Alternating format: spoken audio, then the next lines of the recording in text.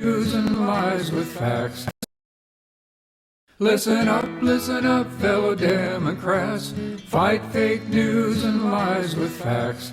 Save our democracy from right-wing hypocrisy. Keep our integrity, embrace our diversity. Whenever we're down, we always come back. So listen up, Democrats.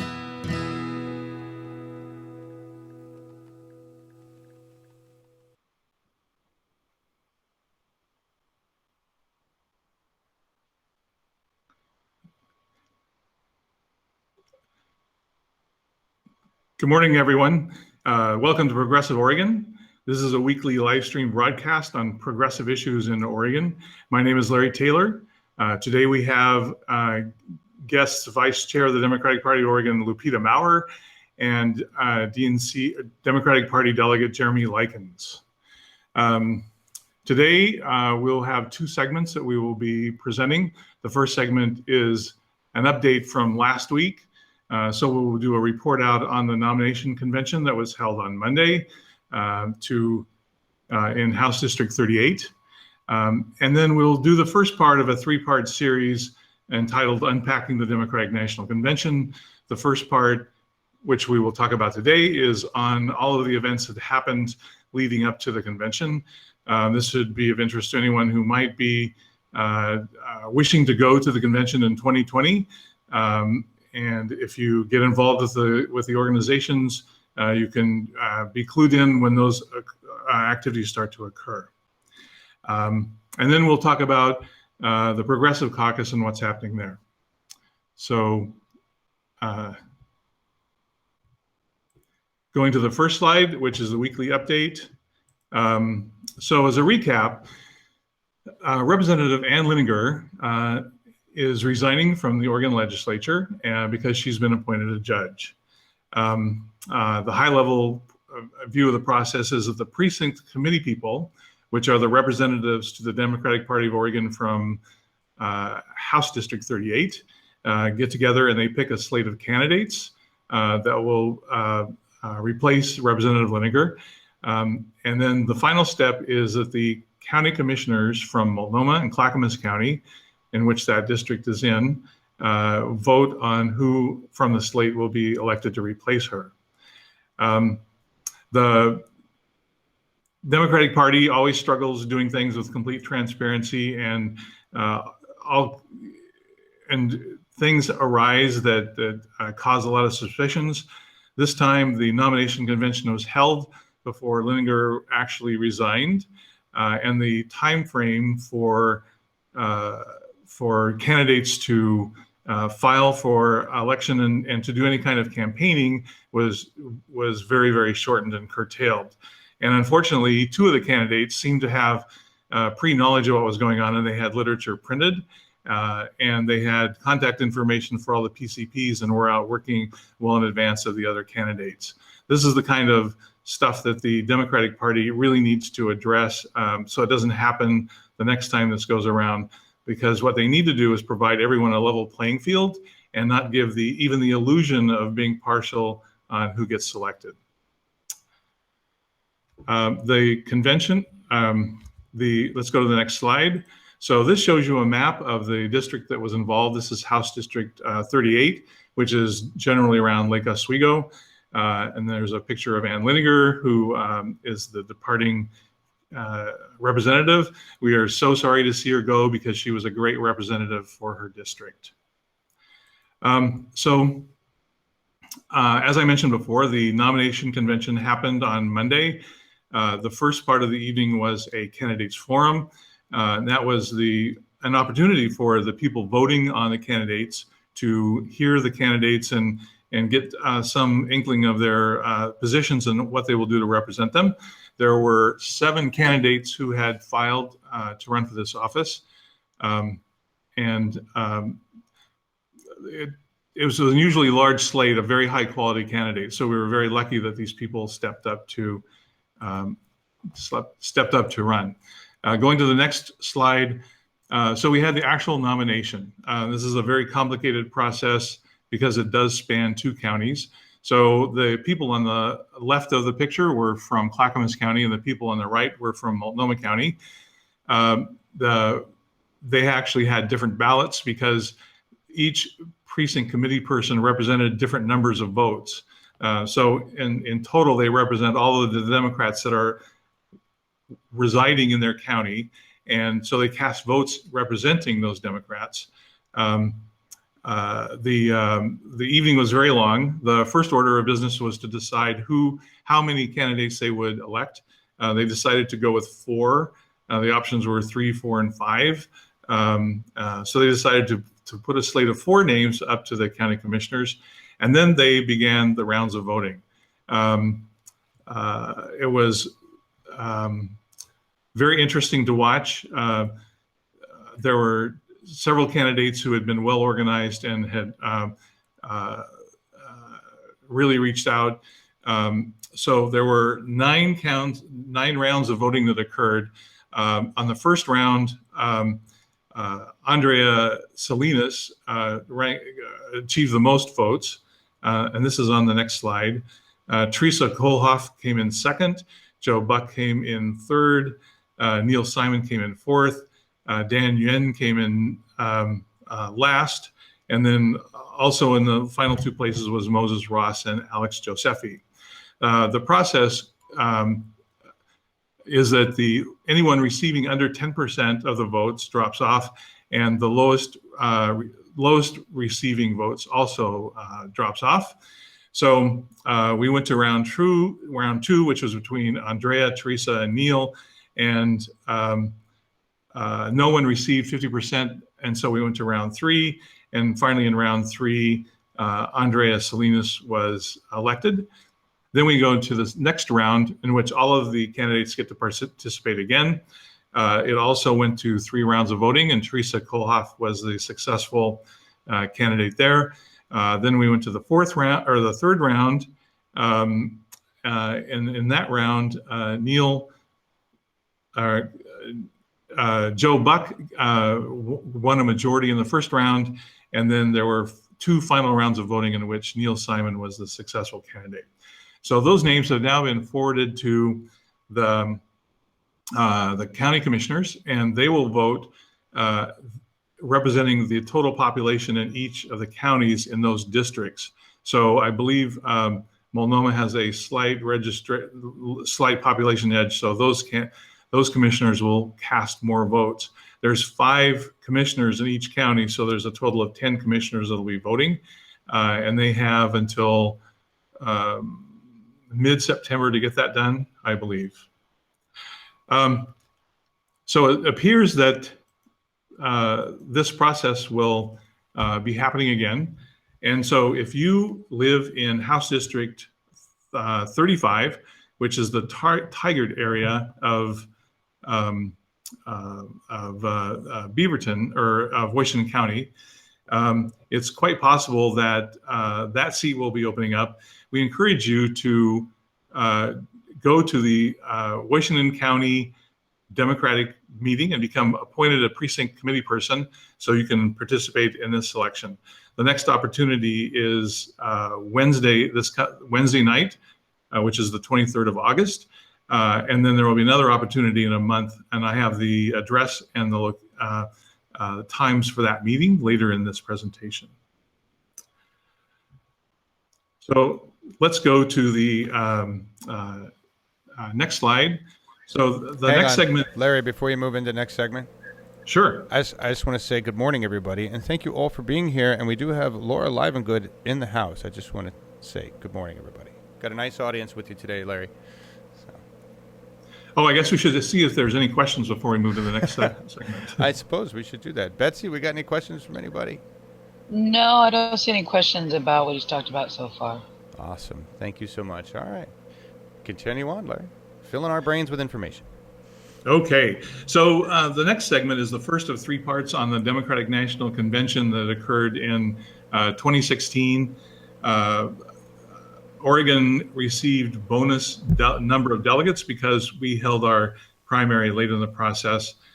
This will be the first part, which is talking about what happened before the convention, The next part will be next week, which is what happened outside of the convention in the streets in Philadelphia. And then on September 3rd, we'll talk about what happened inside the convention itself. There were a lot of things that was never shown on through the media that was going on in the background. If you read the book Shattered on the Hillary Clinton campaign, you got an inkling as to what was going on. It was actually much more dramatic. So I hope you'll stay tuned for those segments as well. Let's go to the next slide. So timeline of events. So as you can imagine, the preparation for the convention was started well into 2015. Our first interaction with the candidates was at the August meeting of the Democratic National Committee, which is held in Minneapolis. So I was a delegate from Oregon, along with Lupita Maurer and Laura Calvo, and then the chair and vice chair of the Democratic Party, Frank Dixon, and Karen Packer were also delegates, and so we all traveled to Minneapolis. They had then the next time we intersected with the candidates was in 2016. Bernie Sanders held a rally in Portland at the Moda Center in the March-April timeframe. It was about May 12th. He held another rally in Salem, and then we had the actual primary itself on May 17th. Once we knew the proportion of votes that was split between Clinton and Sanders, then that told us how many delegates we would elect representing each of the candidates. So unlike the superdelegates, the delegates themselves are bound to candidates, and they have to cast their vote for those people that they pledge to. And then between July 23rd and the 28th, we had the Democratic National Convention. So this is a picture of the August meeting of the Democratic National Committee. It was very interesting. As everyone probably knows, Hillary highly courted the superdelegates, and so she was having private parties for anyone who had pledged to her. We really wanted to interact with her, but we couldn't do that unless we pledged to her, and we weren't going to do that. During the evenings, they have gatherings for the delegates, and in the middle of the first evening, in basically a ballroom, in walks Bernie Sanders, and he was immediately mobbed by dozens and dozens of people who just wanted to shake his hand and get his autograph. He made his way across the ballroom, and it took about 20 minutes for the crowds to subside. But it was really telling the difference between the two candidates. He also did not specifically court the superdelegates, which, because he didn't play the system to his advantage that way. Lupita, did you have anything you wanted to add? Hi, I'm Lupita Maurer. Just to explain, I am the vice chair of the Democratic Party of Oregon, but today I'm here as a progressive Democrat, just speaking for myself. I'm not speaking for the party. I was honored to be a superdelegate, or what we call superdelegates, for Bernie Sanders.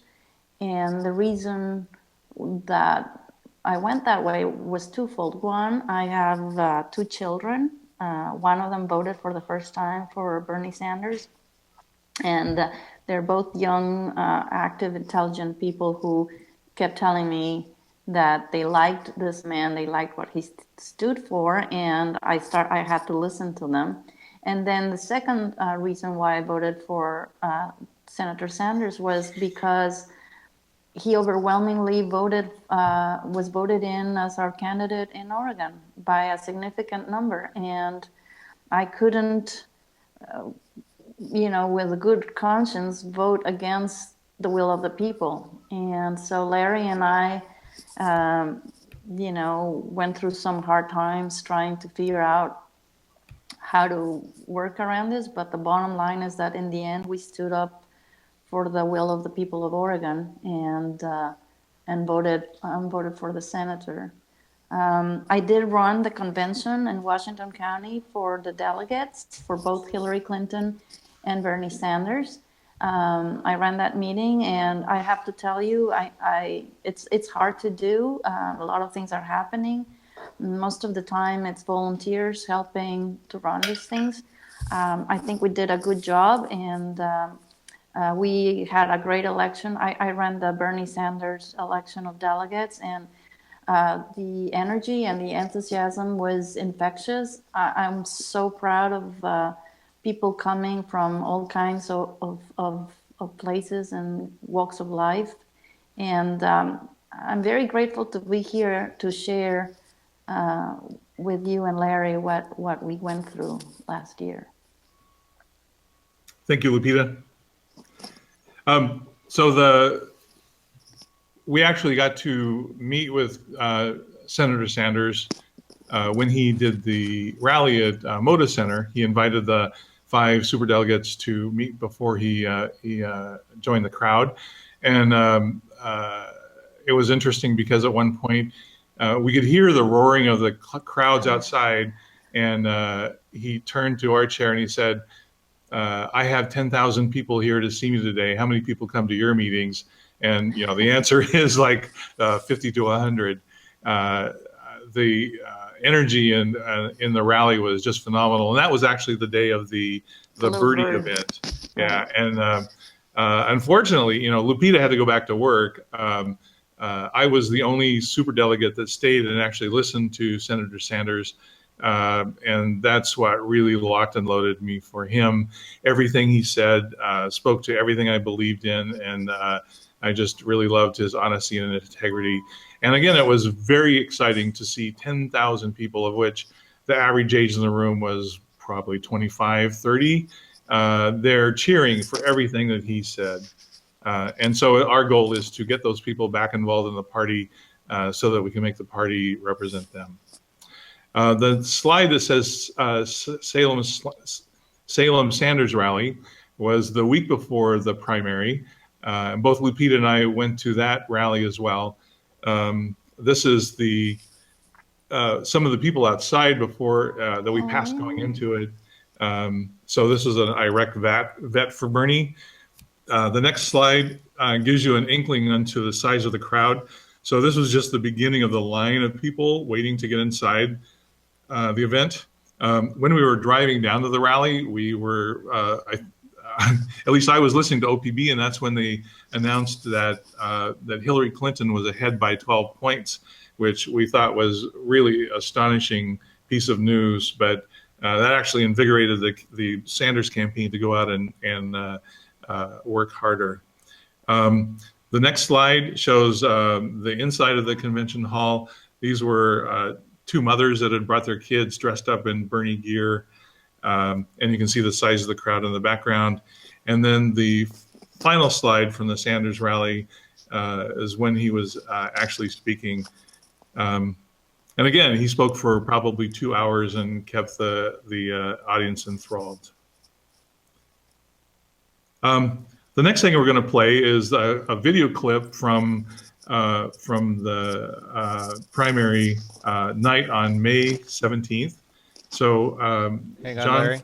I want to do that, but I want to find out if anybody has any questions for Lupita, because she's the vice chair of the Oregon Democratic Party, and I don't know. That just might or warrant some questions, Betsy, anybody?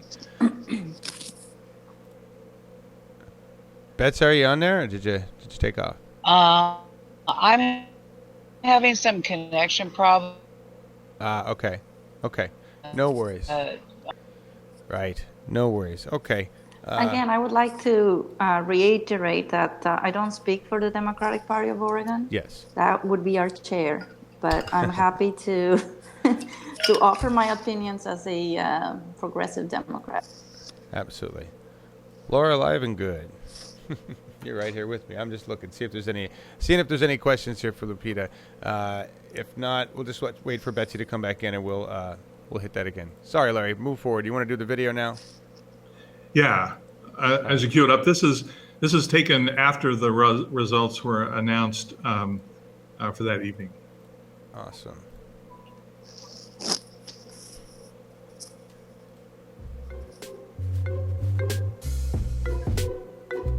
And we'll try to get everyone packed in here at that appropriate time. Might be a little warm, but I think we're all feeling the burn, so it might be helpful to be warm anyway, right? Hundreds of thousands of phone calls. We've been turning out young voters, people who felt disenfranchised by our political system. Yeah. And you know what? I think the Democratic Party is hearing us loud and clear. Buenas noches. I'm Lupita Maurer. I'm one of the 13 superdelegates in Oregon.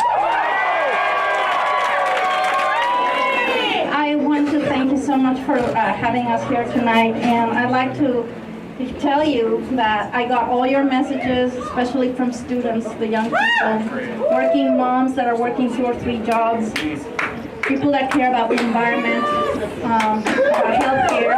I got all those messages. I heard you loud and clear. I will take those messages with me to Philadelphia.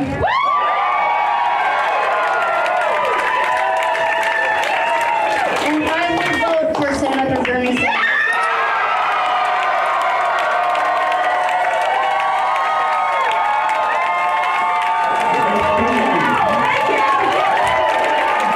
To help ensure that the Oregon delegation more closely reflects the preference of Oregon Democrats, tonight I pledge my vote to Senator Bernie Sanders.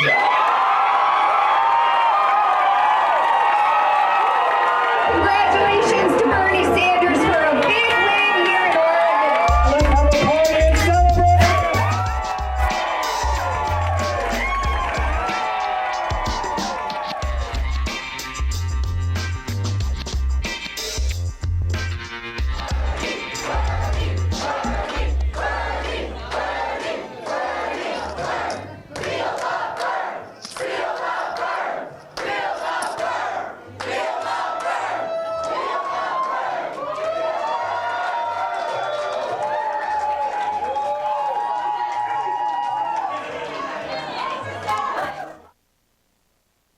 You're good. Yeah, both Lupita and I think that was the highlight of the 2016 election for us. I agree. I still get shivers listening to this. So let's go to the next slide. And it shows you the issue that we had with the super delegates. Anyone who's followed what was going on, there were, what is it, Lupita, over 750 super delegates if you counted up everyone. In Oregon, there was a total of 13. What the slide shows is that on the right side, if the super delegates had voted proportionally with the way Oregon had voted, there would have been 7 delegates pledged to Bernie Sanders and 6 delegates pledged to Hillary Clinton. Over on the left side, you can see that it was Jeff Merkley who pledged for Sanders, plus Lupita Maurer and myself.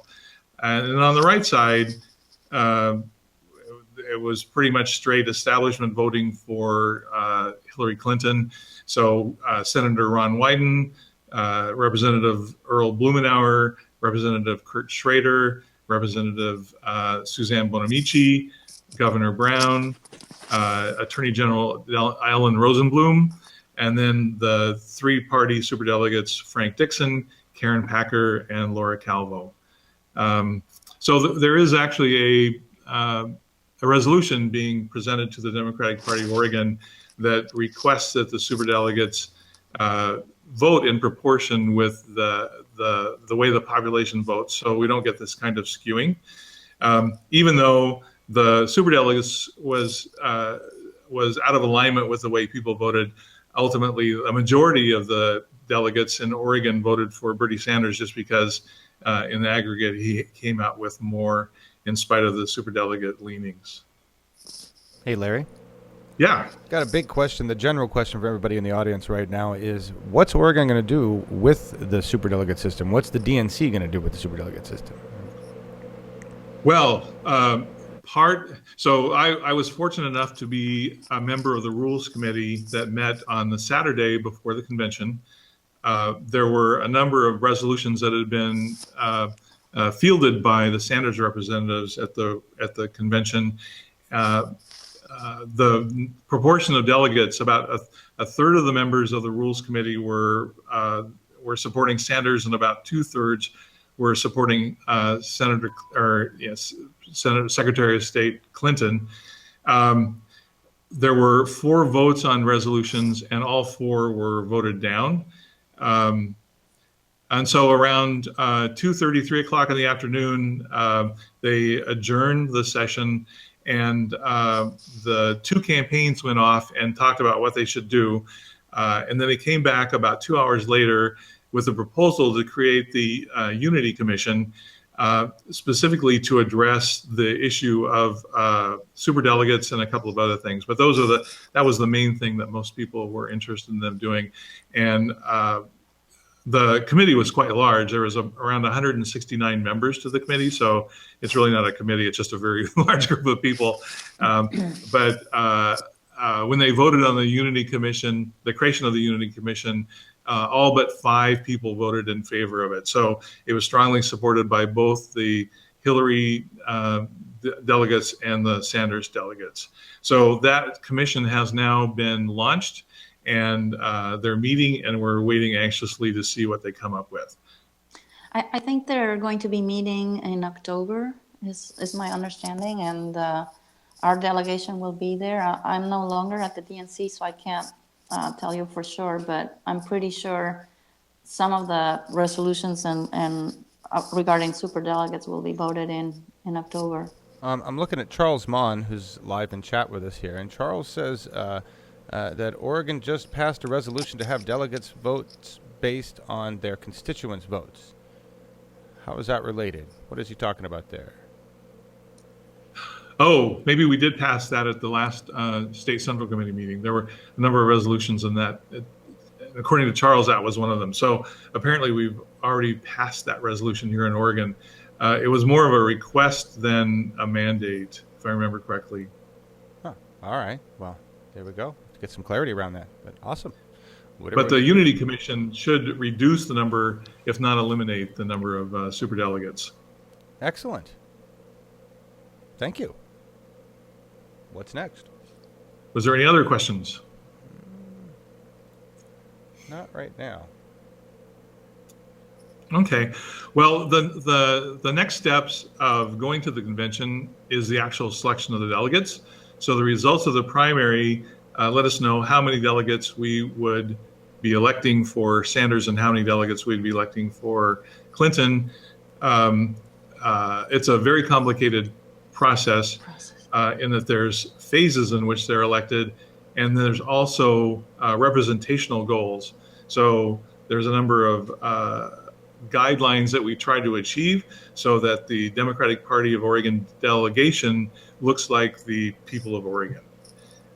There were 2 conventions, and this is especially of interest to people who might be wanting to go in 2020. The first step was to register to be a delegate to the conventions, and you had to register to both of them if you wanted to do that. And then you had to register to run for the position of delegate at the convention, and you had to say whether you were supporting Senator Sanders or Secretary of State Clinton. And then, as Lupita was explaining earlier, each of those conventions were divided into 2 halves, electing their respective delegates. The first convention was on June 4th, and those were held at the congressional district level. So Oregon has 5 congressional districts. We actually split the 2nd congressional district into two conventions, and I ran one of them. The reason why we did that is because the 2nd congressional district covers almost 2/3 of the state, and so it's unreasonable to ask for someone from Wallowa County to drive to Klamath Falls, because it would take 7 hours to get to the convention itself. So we had one convention in Klamath Falls and the 2nd convention in Bend. And this picture is from the session that I ran in Bend.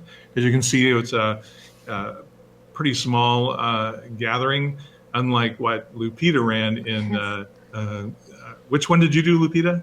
I did the first CD in Washington County, and we did it at Pacific University in Forest Grove, and it was huge. It was hundreds of people.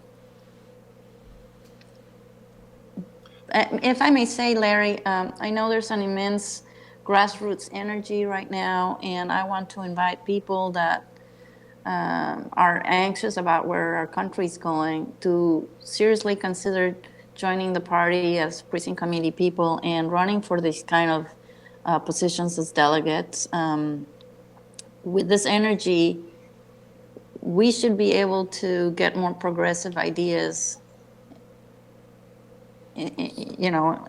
enacted in laws. So I'm just thinking running for delegate, it's a lot of work, but it's well worth it. Jeremy, did you have anything to add about the district conventions? Sure. I was going to say I was at that same CD1, convention, as I'm from Washington County, and as I said, we ended up having hundreds of people there. We vastly outnumbered the number of people that came to support Hillary at that convention. And myself and a few others formed a slate to go ahead and run on for progressive ideas. We went ahead and even ranked out, what causes we were going to pursue the most when we went over to Philadelphia to try to go ahead and make sure to push. And top of that list, of course, being getting money out of politics, because everything else is easier if we go ahead and fix that first. But our slate, we had 4 people, 1 dropped out last minute. All 3 of our slate made it in. That was myself, Steve Bentliff, and Lisa Stiller. And then we also elected Sandra Jafarzadeh, and we elected Lucinda Heights-Claybaugh. And so those were our 5 CD1 Bernie delegates to the national convention. And we're all, massively active in trying to push the party, to the left right now and trying to reform the party and make it more grassroots and more progressive. Thank you, Jeremy. So the Congressional District conventions were held on June 4th. I believe it was June 18th, about 2 weeks later, that we held the state convention, and that's where they elect the at-large delegates to the convention. And again, everyone runs, and then they're elected at the state level. That one was much more dramatic, and the convention was divided into 2 halves. We had been in the rules book for the convention. It talks about electing who the chair of the delegation would be. And in the past 2 elections where Obama had been elected, the delegation chair had been Senator Wyden. The Sanders delegates felt strongly that since they had a majority, it would be appropriate for the delegation chair to be someone who supported Senator Sanders. So we started having discussions with who that should be. We felt that the appropriate delegation chair, well, there were several ideas floated. One was it should be a civilian, not in politics, that should lead the delegation. Another idea was that it should be Senator Merkley. We realized that he was a junior senator and we didn't want to upset anyone, and so we started a conversation with the Merkley staff on if he would be comfortable being nominated. We somehow lost control of that process, and that was taken offline, and we didn't know what was being worked in the background. But again, this is if you read Robert's rules on how conventions should operate, this was not following a democratic process. So we got to the convention center that day, spent the first half of the meeting electing the delegates. So we gathered at the end of the day to have the second half. And the first thing that happened was that they announced that it wasn't going to be a real meeting. which meant that things like Robert's rules didn't really apply because you're not having a meeting that is governed by those. And the crowd started getting a little upset. And so then they realized that they really needed to deal with this issue about who would be delegation chair. In the background, unbeknownst to us, they had decided who it would be and hadn't shared it with anyone. And so they had a staffer from Merkley's campaign get up and make the announcement. And the announcement was that it had been decided that there would be co-chairs for the delegation, and it would be Senator Merkley and Senator Wyden. And so what we're going to show next is a video clip of what happened immediately after that. So could you cue that up, John?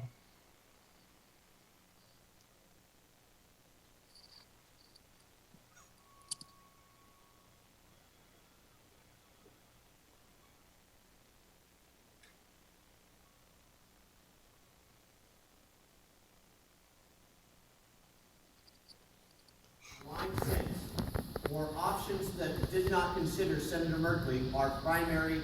The option was for us to talk. May I please? Our primary objective was to have Senator Merkley serve in a chair capacity. This obviously isn't the best scenario, obviously. But what would Bernie do?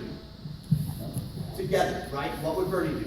Work together. What would Bernie do? I've talked to the guys within the last 5 minutes. I've been in connection with the highest level of the campaign.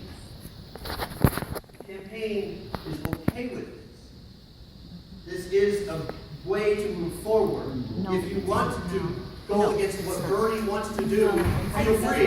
He will be in the minority. Please. This is an opportunity to move our delegation forward. It would be appropriate to allow some discussion among the Bernie delegates, so there's a sense of security moving forward. Because I do agree that we need to be a united Oregon. Okay, we are all here. We are civil individuals. There is an insecurity in this country for a reason. Okay, it is now 7:30. We know what time it is. We know what time it is. Thank you. Well, let him talk. It's okay. No, let him talk. Okay, that's enough of John of the video. So Jeremy, would you like to give us some background on what was going on? Oh, yeah. So first off, let's go to about a week before that meeting where the Bernie National delegates all got together. And bear in mind, these were all the Bernie National delegates elected from each of the CD conventions, because we also would add a few more at the state convention.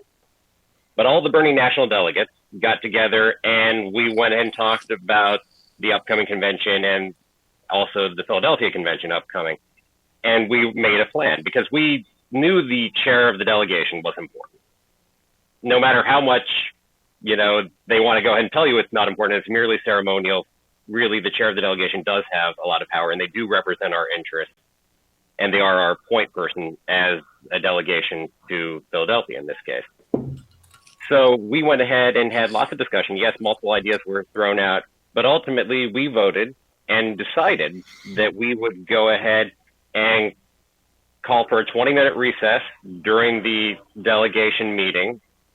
And we would then go ahead and vote on who we wanted to go ahead and be the delegation chair. Now, the reason we did that was because not all the delegates were there yet. So we wanted to make sure we included the newly elected delegates from the state convention to be able to vote in that matter as to who our chair would be. And so everyone agreed to that. That was our plan. We went ahead and we're moving forward with it. So then fast forward to the state convention and the meeting afterward. Now, first off, it should be noted those are two separate meetings. As per bylaws, as per the way the rules are written, those are not one and the same meeting in just two parts. First, you have the state convention, and then separately, you have a delegation meeting afterwards. Now, we got into the delegation meeting, and Frank Dixon, who was chair of the DPO at the time, takes control of that meeting. We have no agenda. Nothing else is presented in that way. Frank Dixon is never elected to chair this meeting of the delegation, which frankly, as we're all equals and we're all delegates, there is no reason that any one person and be chair of that meeting without having been elected. Regardless, moving forward on that, we go through, we hear what's going on, what's being talked about.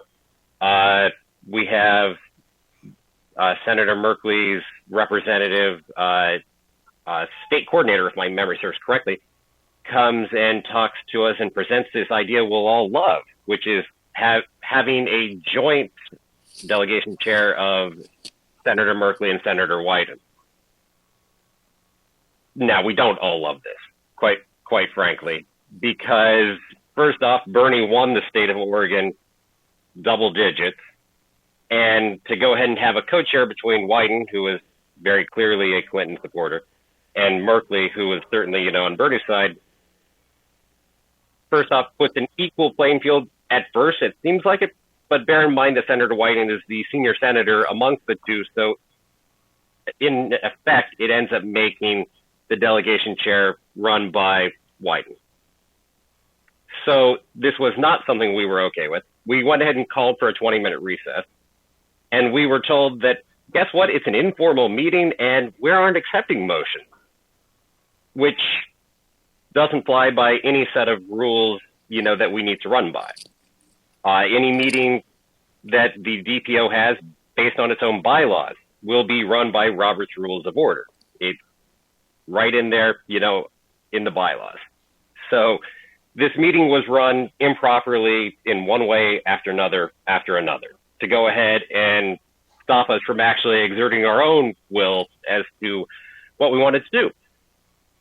And nevertheless, we still had the numbers. We still had enough numbers of Bernie delegates that it should have been our choice. The reason it ended up not being in the end was the person you saw speaking there at the end of that video is one of the Bernie delegates named Matt Keating, and he went ahead and, even though he was at that meeting with us, where we decided what we wanted to do, he went against that. And then also brought along a number of the newly elected state delegates who came from his county, who weren't, versed into what was going on at this point, and so followed his lead, unknowingly as to, what our meeting had been and everything that had happened there, because we didn't have the time to actually get our 20-minute recess. We were finally granted a 5-minute recess where we had to go ahead and have Matt Keating as our caucus chair, which he had been during the state convention before, but that doesn't carry over. Again, this is a separate meeting. And in 5 minutes, with all of us talking, that we weren't able to really be able to get everything out enough to bring people on board. And so we did end up having a vote on that afterward, and as to whether would have the chair be Merkley and Wyden. And I said, we lost that vote. But, a lot of us, a good number of us, stood very firm on not wanting the co-chairs of Merkley and Wyden. Yeah, and as a result of that, all of us have been gunning up on Robert's Rules of Order, so we know how to make it a level playing field going forward. Clearly that second part should have been called as a formal meeting. So now we know how to prevent that from happening again. But as we've all said before, Robert's rules are often used to abuse power over those who were not familiar with them. We now know how to counteract that stuff going forward. So hopefully that won't happen again, and hopefully we will be electing more ethical and leadership going forward into the future. Indeed. And that's one of the things you see about Robert's rules when you first run into it. Myself and others, your interactions can be very negative with Robert's Rules of Order, because you see it being abused and used to go ahead and essentially run over, the grassroots. But the fact is, if the grassroots really know their Robert's rules, they can go ahead and use that and stop a lot of those abuses of power. because even people who would otherwise abuse it often will end up listening to Robert's rules if you know it and you're able to call them on it. So it really is an important tool that very much, supports us, in having proper meetings run. One other comment on that meeting after the convention. We did end up actually filing a challenge to that meeting afterwards and to the appointment of Merkley and White, and based on how improperly that meeting had been conducted. So, as a good portion of us as the Bernie delegates went ahead and were co-signers onto a challenge to the rules.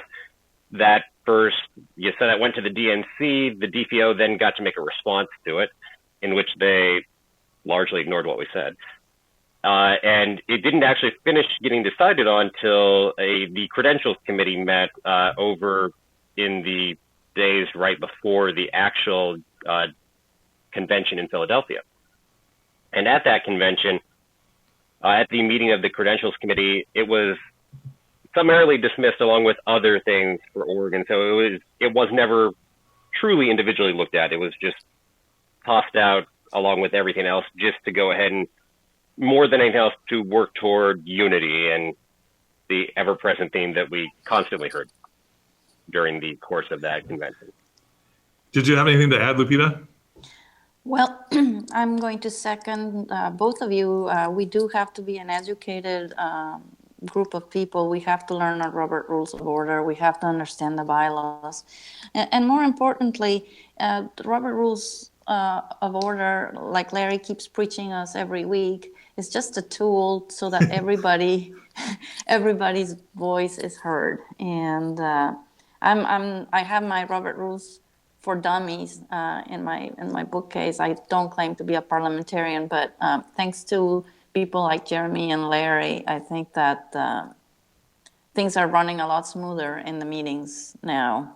I do want to say that we do need more transparency.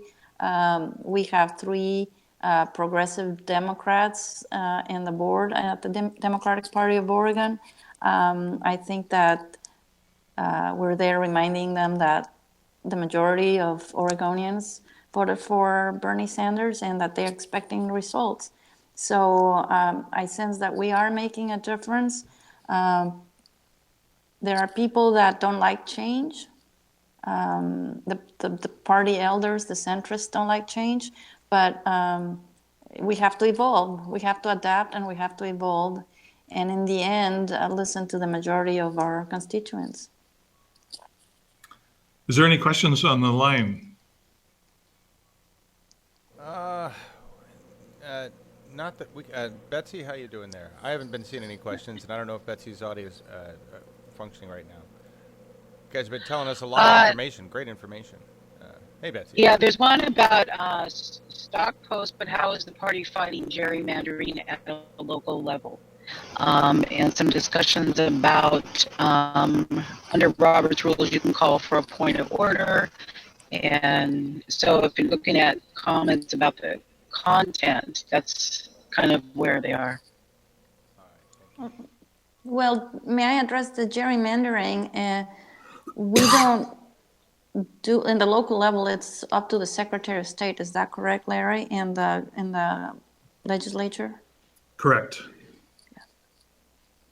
So we do have a Republican Secretary of State, which is kind of dangerous.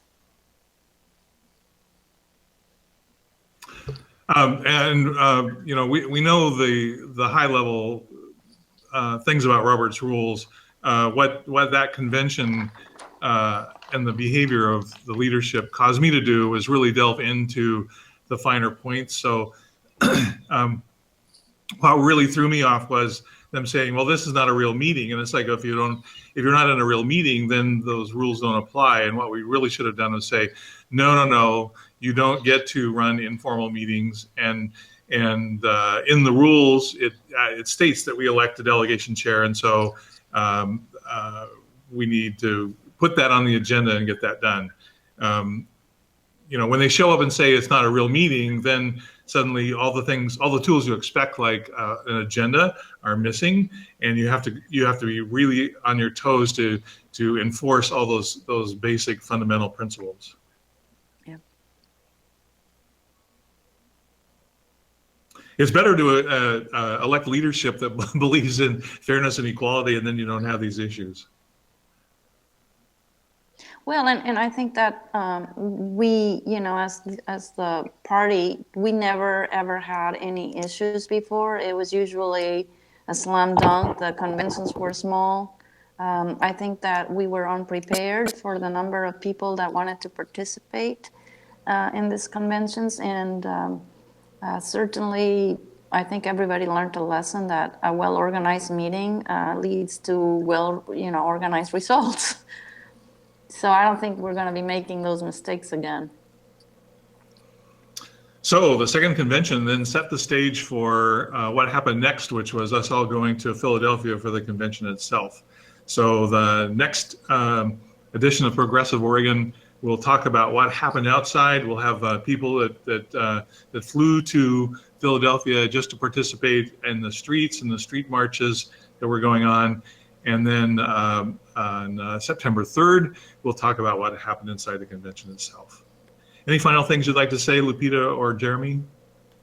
Well, I just want to say that I'm really, really excited. I think that we are evolving as a party. I think that people are ready to get engaged. They're upset, they're angry about what's happening, and your local Democratic parties, the Progressive Caucus, all your other caucuses are great ways to get involved. Jeremy is in the first CD. He knows, we're all here trying to recruit and teach people that democracy is all in our hands. One other thing, as we're leading up to that convention, I want to give a shout out to everybody that helped donate, money to all of us as national delegates to get to Philadelphia. All right. Because for most of us, that's one of the things is as grassroots members, we don't necessarily have the thousands of dollars it takes to go ahead and go to the national convention. And so that's often something that has also changed the general makeup of who goes. And over those months prior to that convention, we did a lot of fundraising there through GoFundMe, also in different places around the state. And as it had many contributors, from all across the country, as well as Oregon, who went ahead and helped make it possible for all of us to actually go to that convention. And it really matters. It really made a difference. Every one of those, national delegates has been quite active, after this, with the convention as well. And we have been busy working to still bring that progressive change, here in Oregon. And, we invite everybody else to go ahead and find any of us or anybody else who's working, to make progressive change here in Oregon, whether it be in the Democratic Party, whether it be in the Green Party, the Working Families Party, or whether it is outside of any of the parties, because we need every one of those avenues in order to go ahead and make sure we have our effective change. Thank you, Jeremy. There's a question from Julie Love. Verifiable ballots. What's the plan to unrig? Could you repeat that again? Verifiable ballots. What's the plan to #unrig? Verifiable ballots. Well, Oregon, we all fill out paper ballots, and so we don't face the issues that the states that rely on electronic voting machines that don't give receipts. So I think it sounds like the question is really about what's happening in those states, and that gets all balled up in states' rights, and the federal government not being able to tell states what to do. And unfortunately, there are states that are controlled by Republicans who really don't want votes counted. So fortunately, we do have an audit trail here in Oregon, and we don't face that issue. Stockpost again raises the issue about how come progressives win about gerrymandering if it can't be stopped since Republicans are in power. Maybe we could have a show at some point about gerrymandering and that issue. Or at least a segment. That's a brilliant idea. Because things are going to change in Oregon. We are expecting to get a 6th congressional district, and so the lines are going to change. And so who gets to decide where those lines go, or is it going to be very critical?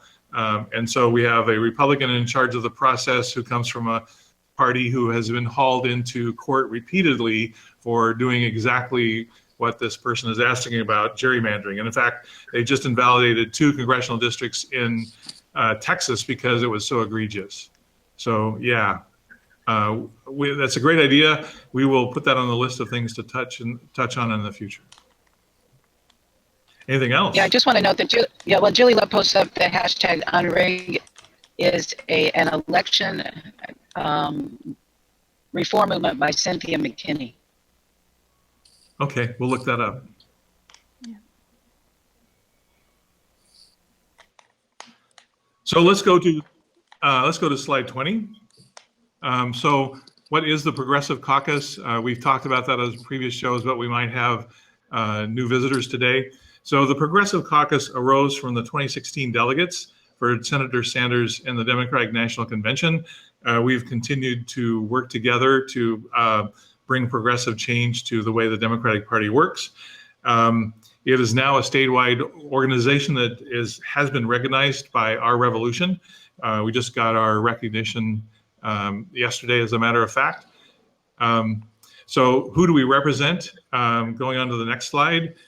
We represent the 56% of the Oregonians who voted for Senator Sanders in the 2016 primary. We represent the disaffected Democrats who have left the Democratic Party for whatever reason.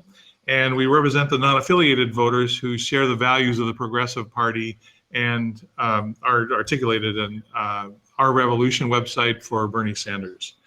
As you might know, there's around 750,000 non-affiliated voters at this point. There's more non-affiliated voters than registered Republicans because of the motor voter law. And we really want to reach out to those people, especially the underrepresented minorities, and get them involved in the party so the party truly represents them. So what can you do? Here's some steps that you can take yourself. If you live in House District 35, this is going on to the next slide.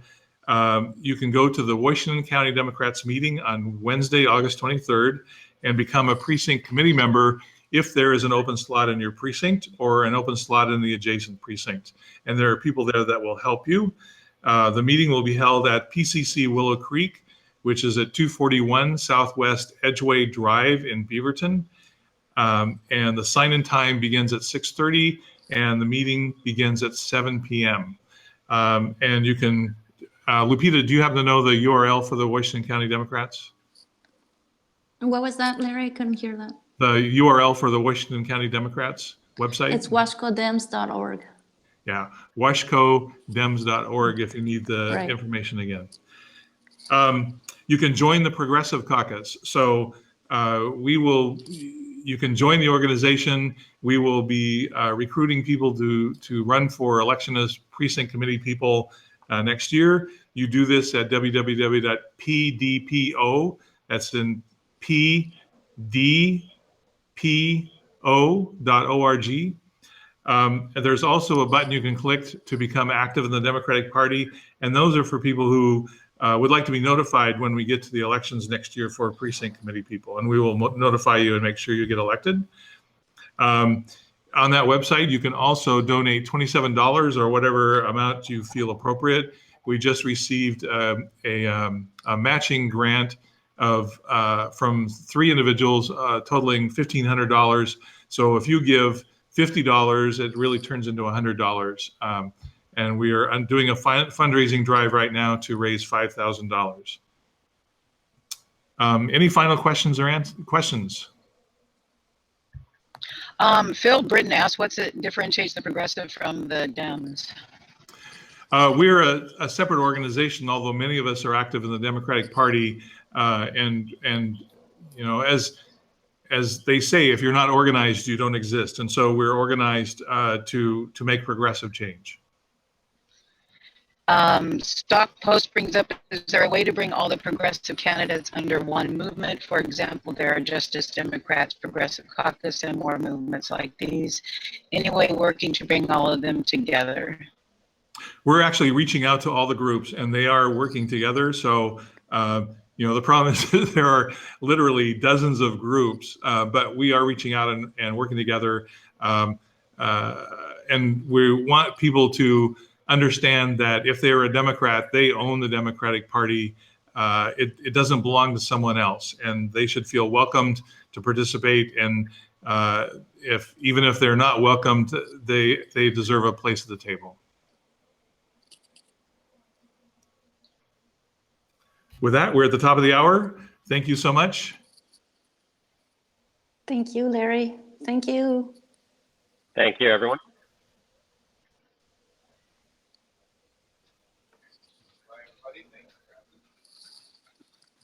Thank you. Thank you.